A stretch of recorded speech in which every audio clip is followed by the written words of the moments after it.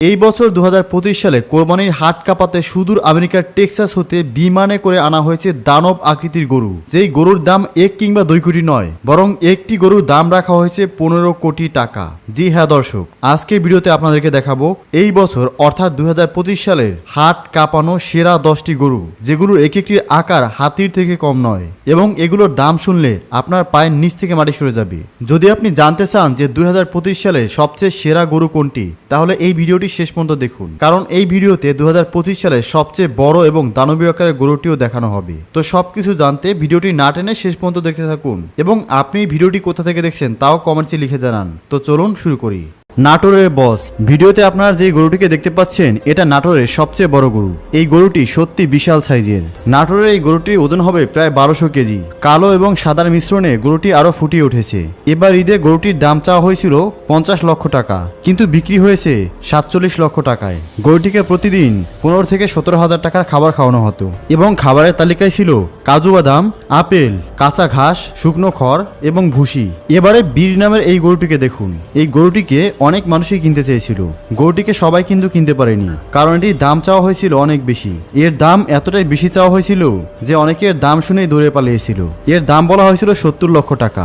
গরুটির নাম বীর। নামে যেমন গরুটি বীর, সেরকম দেখতেও বীরের মতোই। গরুটির ওজন অনুমান করা হয়েছিল 2900 কেজি, কিন্তু আসলে গরুটি হবে 2500 কেজির। গরুটিকে বিক্রি করার জন্য ঢাকার গাবতলী হাটে নিয়ে যাওয়া হয়েছিল, কিন্তু আফসোস বিক্রি না হওয়ার জন্য গরুটিকে মালিক নিজেই কোরবানি দিয়েছে। আল্লাহ যা করেন ভালোর জন্যই করেন। আসলে কোরবানিটাকে আল্লাহ তার জন্যই কবুল করে নিয়েছিলেন। এবার এই গরুটিকে দেখুন। এটা হচ্ছে মুন্সিগঞ্জের কিং নামের গরু। গরুটি সাদা ধবধবে কালারের, দেখতেও মাশাআল্লাহ খুবই সুন্দর। ছোটবেলা থেকে গরুটির খুব খেয়াল রাখা হতো, সব সময় ভালো করেই খাবার খাওয়ানো হতো আর পরিষ্কার পরিচ্ছন্ন জায়গাতেই রাখা হতো। এবছর কোরবানির হাটে গরুটির দাম বলা হয়েছিল 19 লক্ষ টাকা, আর এই গরুটি 15 লক্ষ টাকাতে বিক্রি হয়ে গেছে। এর সাথে 1 লক্ষ টাকা পুরস্কারও দেওয়া হয়েছে তার এত সুন্দর পরিচর্যা করার জন্য। গরুটা খুবই চঞ্চল, এর জন্য একে কেনার জন্য সবাই পাগল। এবার আপনাদেরকে দেখাবো নারায়ণগঞ্জের আরো একটি গরু। এটার নাম তুফান। বন্ধুরা, নারায়ণগঞ্জের তুফান সত্যি তুফানের মতোই দেখতে। গরুটি এতটাই চঞ্চল যে এটাকে সবসময় চোখ বেঁধে রাখা হতো। কুচকুচে কালো কালারের এই গরুটি প্রতিদিন 25 কেজি চারা খেত।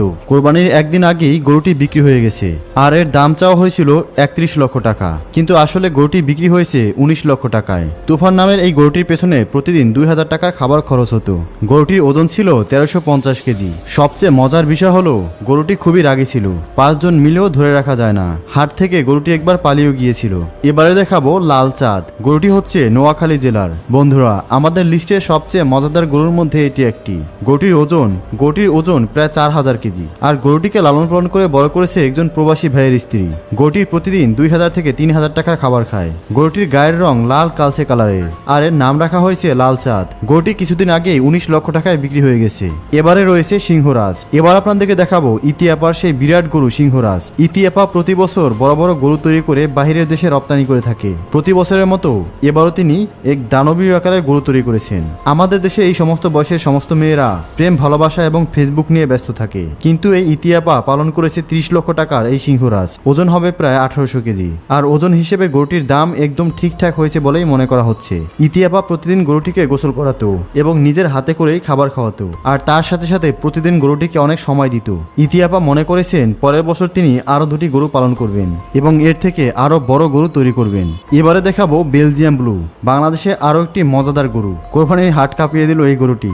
গরুটির লম্বা গর্দন, তার সাথে শরীরের বিশাল আকার। এর দাম চাওয়া হয়েছে 40 লক্ষ টাকা।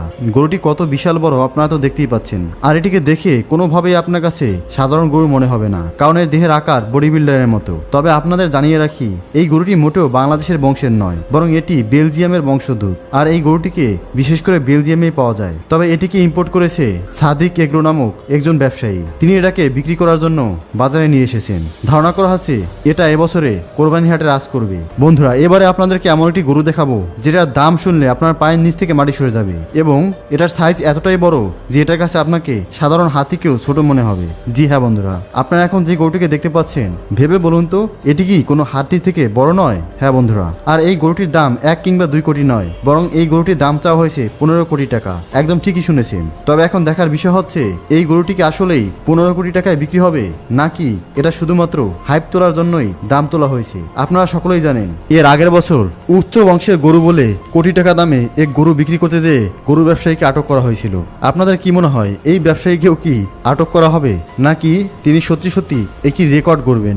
আপনাদের মন্তব্য অবশ্যই কমেন্টসে লিখে জানাবেন। এই ধরনের আরো ভিডিও দেখার জন্য এই চ্যানেলটিকে অবশ্যই সাবস্ক্রাইব করে রাখবেন। আর আপনি এই ভিডিওটি কোথা থেকে দেখছেন তাও কিন্তু কমেন্টসে লিখে জানাতে ভুলবেন না। ধন্যবাদ।